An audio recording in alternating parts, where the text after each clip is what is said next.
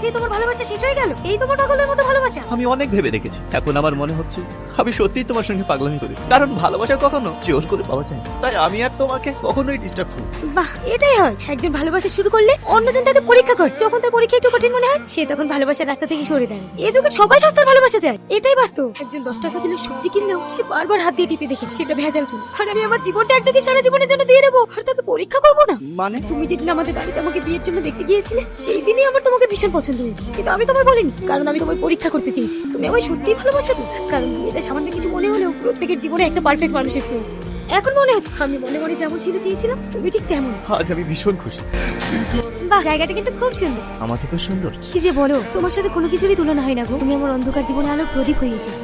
এখন আর আমার কোনো কিছুরই চাওয়া নেই, শুধু তুমি থাকলেই হবে। মিমি, একটু চোখটা বন্ধ করো, এবার চোখটা খোলো। বাহ, খুব সুন্দর। পছন্দ হয়েছে? অনেক।